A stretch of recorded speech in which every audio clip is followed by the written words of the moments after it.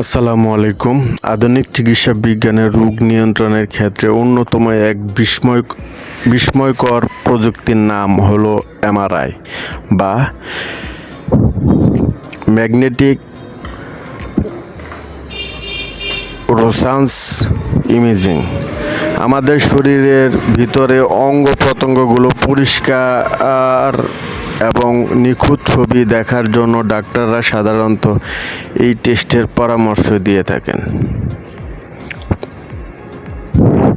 আজকের এই ভিডিওতে আমরা বিস্তারিত জানব এমআরআই টেস্ট আসলে কি, এটি কিভাবে কাজ করে, এই টেস্ট করার আগে আপনাকে কী কী প্রস্তুতি নিতে হবে এবং কেন এটি অন্যান্য সাধারণ স্ক্যানিং থেকে আলাদা। এটি একটি সম্পূর্ণ শিক্ষামূলক ভিডিও যা আপনাকে আপনার স্বাস্থ্য সম্পর্কে আরও সচেতন করতে সাহায্য করবে। মনে রাখবেন, যে কোনো শারীরিক সমস্যার জন্য সরাসরি বিশেষজ্ঞ ডাক্তারের পরামর্শ নেওয়া সবচেয়ে জরুরি।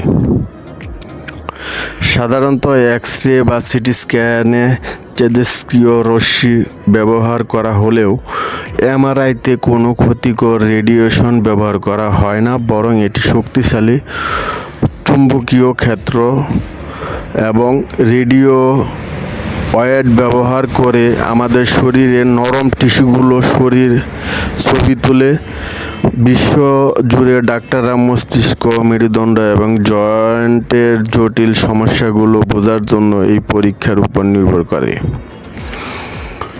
বিশ্ব স্বাস্থ্য সংস্থার মতে সঠিক সময়ে রোগ নিয়ন্ত্রণ উন্নত চিকিৎসার অর্ধেক পথ। এমআরআই মূলত এমন সব অঙ্গের ছবি তুলতে সক্ষম যা অন্য কোনো মেশিনে স্পষ্ট আসে না, যেমন আপনার মস্তিষ্কের সূক্ষ্ম স্নায়ু, লিভার গঠন কিংবা হাঁটুর লিগামেন্ট। বর্তমান পুরো বিশ্বে প্রযুক্তি উন্নয়নের ফলে আগের চেয়ে অনেক দ্রুত এবং উন্নত কোয়ালিটি এমআরআই স্ক্যান করা সম্ভব হচ্ছে। এই পরীক্ষার মাধ্যমে ডাক্তাররা বুঝতে পারেন শরীরে কোনো টিউমার, প্রবাহ বা কোনো জন্মগত ত্রুটি আছে কিনা। এটি জীবন রক্ষাকারী একটি প্রযুক্তি পরিণত হয়েছে। এমআরআই টেস্ট করার আগে কিছু বিষয় মাথায় রাখা অত্যন্ত জরুরি। যেহেতু এটি একটি শক্তিশালী চুম্বক ব্যবহার করে কাজ করে, তাই আপনার শরীরে কোনো ধাতব বস্তু যেমন চেন, ঘড়ি, আংটি, চশমা রাখা যাবে না। বিশেষ করে যাদের শরীরে পেসমেকার বা ধাতব ইমপ্লান্ট আছে, তাদের অবশ্যই ডাক্তারকে আগে জানাতে হবে। অনেক ক্ষেত্রে এই টেস্টের আগে কয়েক ঘন্টা না খেয়ে থাকার পরামর্শ দেওয়া হয়, যাকে আমরা ফাস্টিং বলি। আবার অনেক সময় কন্ট্রাস্ট এমআরআই এর জন্য শরীরে বিশেষ এক ধরনের ড্রাই ইনজেকশনের মাধ্যমে দেওয়া হয়, যাতে ছবি আরও পরিষ্কার আসে। এগুলো সবই করা হয় আপনার নিরাপত্তার কথা মাথায় রেখে। অনেকেই এমআরআই মেশিনের ভিতরে যেতে ভয় পায়, যাকে বলা হয় ক্লাউস্ট্রোফোবিয়া। কিন্তু ভয় পাওয়া কিছুই নেই। পরীক্ষার সময় আপনাকে একটি টেবিলের উপর শুইয়ে দেওয়া হবে, যা ধীরে ধীরে মেশিনের ভিতরে যাবে। ওই সময় মেশিন থেকে কিছু শব্দ হতে পারে, যা সম্পূর্ণ স্বাভাবিক। সাধারণত এটি করার সময় অনেক সময় কানে মাইক্রোফোন দিয়ে দেওয়া হয়। এটি করতে সাধারণত 20 থেকে 45 মিনিট সময় লাগতে পারে। আপনি চাইলে কানে এয়ারপ্লাগ মান নষ্ট করে দিতে পারে। মনে রাখবেন, আপনার টেকনিশিয়ান সবসময় অন্য ঘর থেকে আপনার সাথে যোগাযোগ করতে পারবেন। এমআরআই টেস্টের কোনো সরাসরি দীর্ঘমেয়াদী পার্শ্ব প্রতিক্রিয়া নেই, কারণ এতে কোনো রেডিয়েশন নেই। তবে কনস্ট্যান্ট ড্রাই দেওয়ার ফলে কিছু মানুষের সামান্য অ্যালার্জি হতে পারে, যা খুব দ্রুত সরে যায়। গর্ভবতী নারীদের ক্ষেত্রে এই টেস্ট সাধারণত এড়িয়ে চলা হয়, তবে বিশেষ প্রয়োজনে ডাক্তারের পরামর্শে তা করা যেতে পারে। বৈশ্বিক মানদণ্ড অনুযায়ী এমআরআই একটি অত্যন্ত নিরাপদ পরীক্ষা। এটি আমাদের শরীরকে কোনো ক্ষতি না করেই ভিতরের খবর দিয়ে দেয়। আধুনিক ওপেন এমআরআই মেশিনগুলো এখন অনেক বেশি আরামদায়ক, যা মানুষের ভীতি দূর করতে সাহায্য করছে।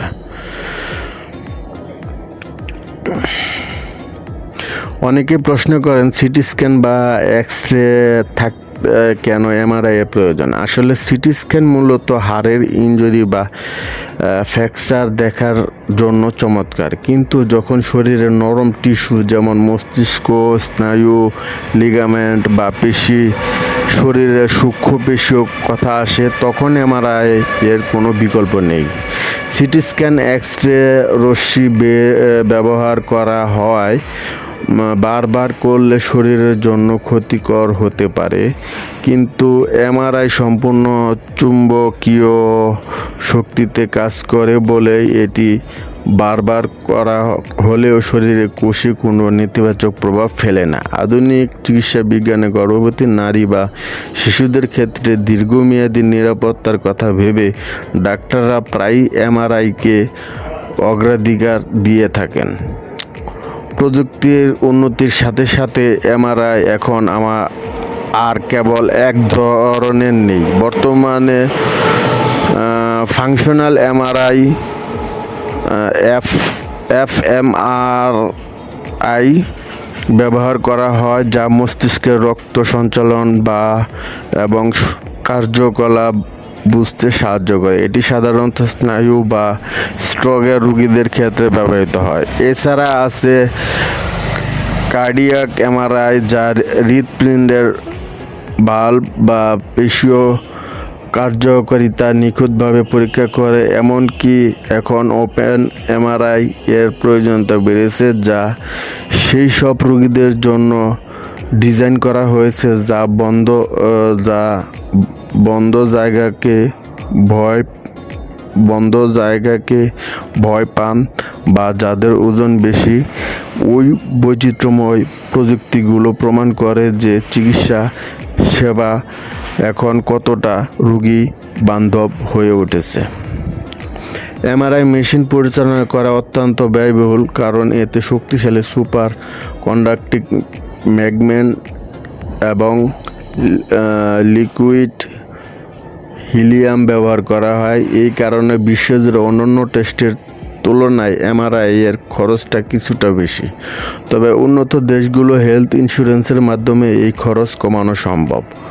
উন্নয়নশীল দেশগুলো এখন বড় বড় হাসপাতালগুলোতে অত্যাধুনিক 3 টেসলা এমআরআই মেশিন যুক্ত হচ্ছে, যা অনেক দ্রুত এবং পরিষ্কার ছবি দিতে সক্ষম। মনে রাখবেন, একটি সঠিক ডায়াগনস্টিক আপনাকে ভুল চিকিৎসা বা অপ্রয়োজনীয় ওষুধের খরচ থেকে রক্ষা করে, যা দীর্ঘমেয়াদে সাশ্রয়ী। পরীক্ষা শেষ হওয়ার পর একজন বিশেষজ্ঞ ডাক্তার বা রেডিওলজিস্ট আপনার স্ক্যান করা ছবিগুলো বিশ্লেষণ করেন। এই রিপোর্টে আপনার শরীরের প্রতিটি স্তরে বা স্লাইসের বিস্তারিত তথ্য থাকে। অনেক সময় আমরা রিপোর্ট দেখে ভয় পেয়ে যাই, কিন্তু রিপোর্ট ব্যবহৃত অনেক টেকনিক্যাল শব্দ আসলে অস্বাভাবিক শারীরিক পরিবর্তনকেও নির্দেশ করে। তাই রিপোর্ট হাতে পাওয়ার পর নিজে বা ইন্টারনেট দেখে সিদ্ধান্ত না নিয়ে অবশ্যই আপনার চিকিৎসকের সাথে কথা বলুন। তিনি আপনার ক্লিনিক্যাল কন্ডিশনের সাথে রিপোর্টের তথ্য মিলিয়ে সঠিক চিকিৎসা পরিকল্পনা করবেন। চিকিৎসা বিজ্ঞানের ভবিষ্যৎ এখন আর্টিফিশিয়াল ইন্টেলিজেন্স বা এআই এর উপর নির্ভরশীল। এমআরআই প্রযুক্তিতেও এখন এআই ব্যবহার করা হচ্ছে যাতে স্ক্যানের সময় আরও কমানো যায় এবং ছবির স্বচ্ছতা আরও বাড়ানো যায়। এআই টুলগুলো এখন ডাক্তারদের সাহায্য করছে খুব ছোট কোনো টিউমার বা ক্ষত খুঁজে বের করে যা অনেক সময় খালি চোখে এড়িয়ে যেতে পারে। এই বৈশ্বিক প্রযুক্তিগত বিপ্লব স্বাস্থ্যকে নির্ভর করে অনেক সহজলভ্য করে তোলে। বন্ধুরা, আজকের এই ভিডিওটা যে আমি বিস্তারিত আলোচনা করলাম এমআরআই সম্পর্কে, এটি স্বচ্ছ ধারণা দেওয়ার চেষ্টা করেছি। আমাদের উদ্দেশ্য হলো আপনার মনে ভয় দূর করা এবং সঠিক তথ্য দিয়ে আপনাকে সচেতন করা। স্বাস্থ্যই সকল সুখের মূল, আর সচেতনতাই হলো রোগমুক্ত থাকার প্রথম ধাপ। ভিডিওটি তথ্যবহুল মনে হলে লাইক দিন এবং আপনার প্রয়োজনের প্রিয় বন্ধুদের সাথে শেয়ার করুন। পরবর্তী ভিডিওতে দেখা হবে অন্য কোনো গুরুত্বপূর্ণ স্বাস্থ্য বিষয়ক আলোচনা নিয়ে। সবাই ভালো থাকুন, সুস্থ থাকুন। আসসালামু আলাইকুম, আল্লাহ হাফেজ।